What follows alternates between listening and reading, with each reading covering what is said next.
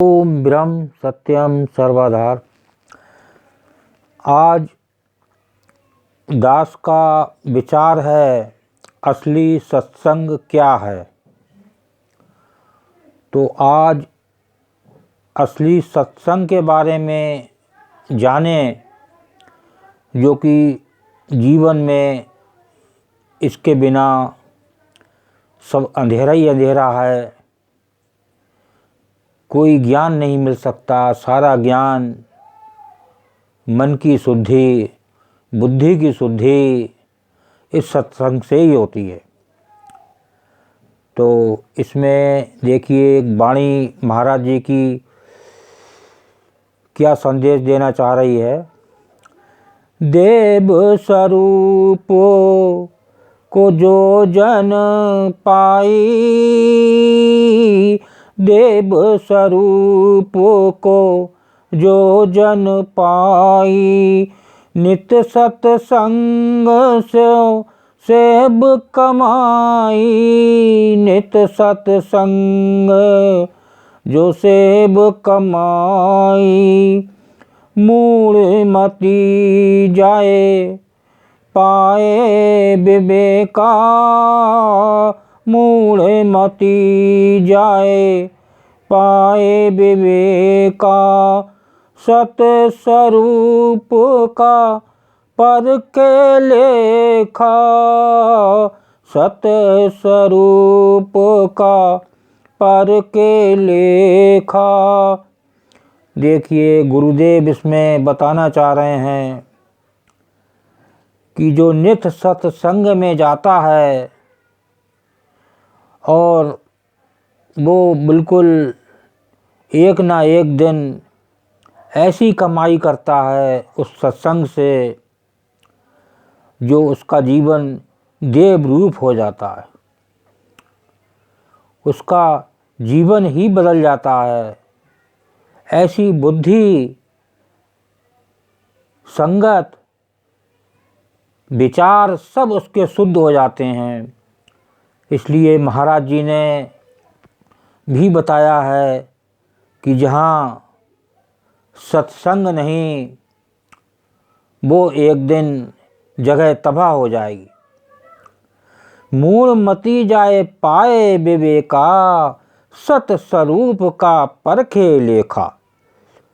देखिए, ये जो मूढ़पन है, मूर्ख मन है, ये भी इस सत्स्वरूप का जब विचार सुना जाता है, एक ईश्वर का एक विचार मिलता है इस मन को, तो ये मूर्ख मन भी जो है ठीक हो जाता है, और वो उसके अंदर जो विवेक होता है वो एक सत्संग से उसकी जागृति होती है। वो विवेक उसके अंदर जागृत होने लगता है, जो विवेक उसका मरा हुआ है, और वो विवेक एक संसार में ही उसके भोग विलास में लगा हुआ है, उसमें सब में परिवर्तन आ जाता है। इसलिए जीवन में सत्संग अति आवश्यक है। देखिए, दूसरी वाणी श्रवण करें। निस दिन सो जन नियम धारी, निस दिन जो जन नियम धारी, सत्संग जाए सत कथा विचारी, सत्संग जाए सत कथा विचारी, कोट विघन होए पल में नासा, कोट विघन होए पल में नासा, सत धर्म में आवे विश्वासा, सत धर्म में आवे विश्वासा।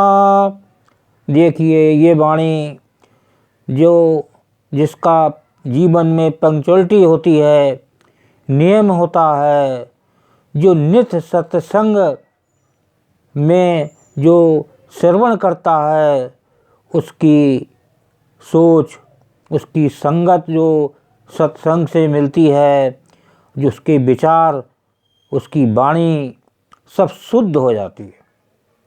और कोट बिगन होए पल में नासा, करोड़ों जो है, जो विघन है, जो दुविधा है, वो बाधाएं हैं, वो सब पल में नाश हो जाती हैं।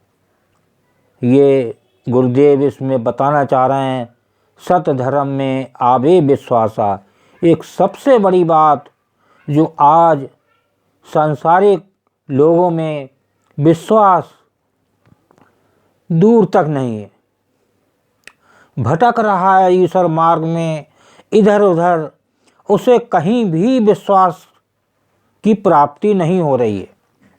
एक विश्वास की प्राप्ति, एक विवेक, सत विचार, सत संगत, शुद्ध मन, शुद्ध बुद्धि, ये सारी हमें सत्संग से मिलती है। इसलिए जीवन में महाराज जी ने सत्संग की बड़ी महिमा गाई है।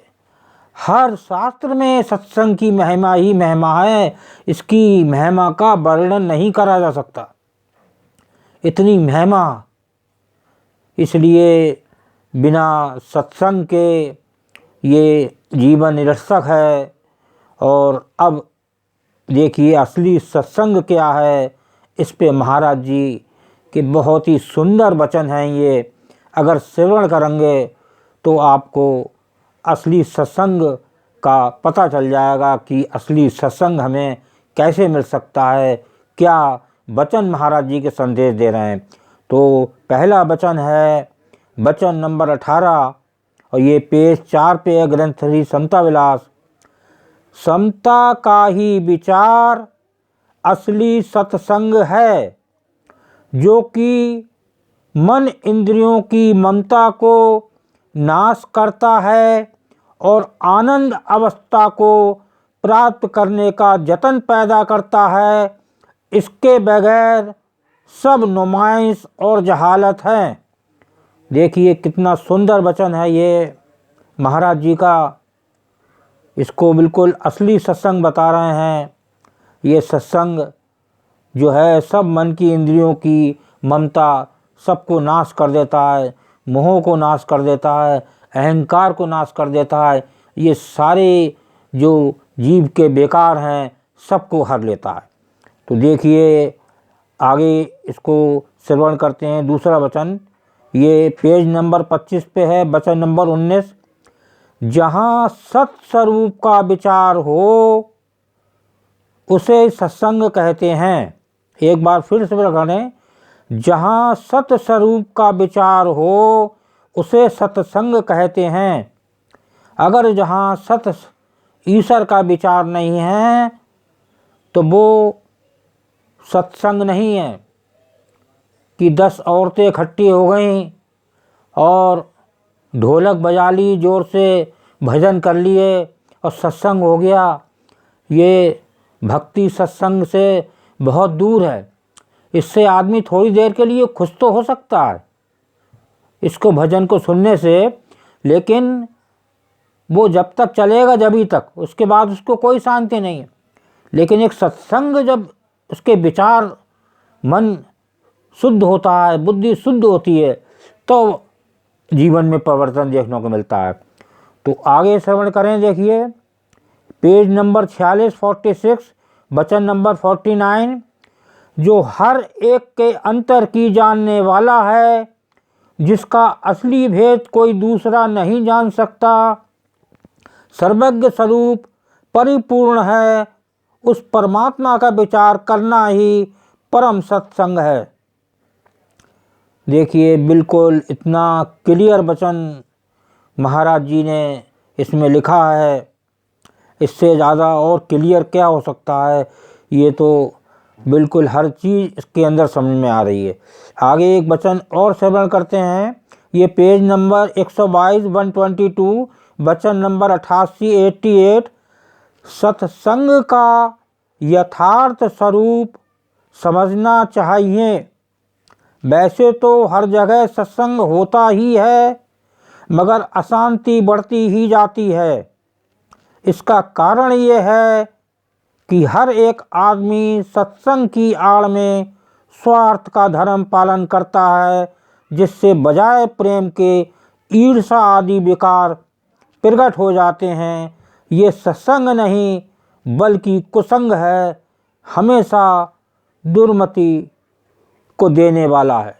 देखिए इसमें महाराज जी बता रहे हैं कि ऐसा सत्संग जो आजकल लोग सत्संग कर रहे हैं और जो है 6-6 घंटे 4-4 घंटे का सत्संग होता है, बीच बीच में भजन कीर्तन बाजा सब बजता है, ताली बजाएं ऊपर हाथ करके बार बार, तो इन ताली बजानों से क्या हासिल हो सकता है? कुछ हासिल नहीं होगा जब तक एक परम पिता पूर्ण जो हमारा गुरु भी एक होता है, वो भी परमेश्वर होता है, जब तक हम उसकी आज्ञा के अनुसार आगे ना बढ़ें तो हमें जो है एक सच्ची भक्ति कभी भी प्राप्त नहीं हो सकती। आगे लास्ट वचन है ये, पेज नंबर 198 198 वचन नंबर 1। ये भी बहुत शुद्ध और बहुत ही सुंदर वचन है। किस प्रकार से देखिए ये बंधन से छुटकारा मिल सकता है और जीव की बंधन और मुक्त हालत का विचार करना और बंधन स्वरूप कर्म का त्याग करना और निर्बंध अवस्था की प्राप्ति का सतयत्न धारण करना, इन को विचार करने से सम्मिलित होकर करना असली सत्संग है। देखिए इसमें बता रहे हैं कि ये जीव जो संसार में बंधन है, उस बंधन से कैसे मुक्ति हो और एक सत विचार हमें कैसे मिलें और किस प्रकार से कर्म करें, एक ईश्वर की आज्ञा में कर्म हो और जो हमारे अपने ऐसे कर्म हैं जो अपने आप किए जा रहे हैं वो बहुत ही दुख देने वाले होते हैं। उनका हमें एक एक कर्म का हिसाब देना पड़ता है। तो जो कर्म हो वो ईश्वर आज्ञा में हो तो निश्चित हमें उस फल की आशा नहीं रहेगी, क्योंकि उसका फल हमारे हाथ में है ही नहीं। इसमें देखिए बता रहे हैं, कर्मण्ये बाद का रस्ते माँ फलेषु कदाचन। फल में आशा ना रखते हुए कर्म को किए जा और कोई भी इससे मन में दुविधा नहीं रहेगी। तो लास्ट में एक वाणी के बाद दास अपनी वाणी पर विराम देगा। आवागमन के चक्कर से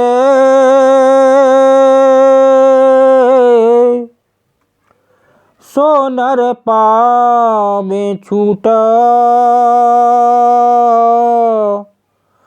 मंगत मिल सत्संग में जो नाम अमीरस लूट। देखिए ये जो महाराज जी बता रहे हैं, सत्संग से हमें सब कुछ मिल सकता है और ये जीव जो आवागमन का चक्कर है इससे भी छुटकारा हमें मिल सकता है। और ये सत्संग में जो एक अमीरस जो रस होता है, जो अमृत है, वो मिलता है। तो इसको प्रभु की भक्ति, प्रभु का अमृत इस सत्संग में मिलता है, जो सब मन बुद्धि को शुद्ध करता है और इस आवागमन से छुटकारा भी हमें मिल जाता है, जो कि ये सबसे बड़ी बीमारी है जितनी भी बीमारी हैं इससे बड़ी बीमारी नहीं हो सकती, ये हमें सोचना चाहिए। देखिए, उस पलक को क्यों नर भूले, जब उलट शरीर गर्भ में झूले। वो हमें वक्त भूलना नहीं चाहिए जिस समय उल्टा उस गर्भ में लटकना पड़ता है और 9 महीने उस गर्भ से बाहर आने का हमें जो है एक ईश्वर के संरक्षण में रहता है वो 9 महीने। तब कहीं कहता है कि मैं भक्ति करूँगा और मुझे किसी तरह बाहर करो, तो वो बाहर आता है। तो ये सब जूनियों से छुटकारा मिल जाता है, इसलिए जीवन में सत्संग अति आवश्यक है। ओम ब्रह्म सत्यम सर्वाधार दास का अगर ये चैनल अच्छा लगा हो उसे सब्सक्राइब करें, बेल प्रेस करें, लाइक करें, शेयर करें, ताकि आगे आने वाला वीडियो सर्वप्रथम यूट्यूब में मिले। ब्रह्म सत्यम सर्वाधार।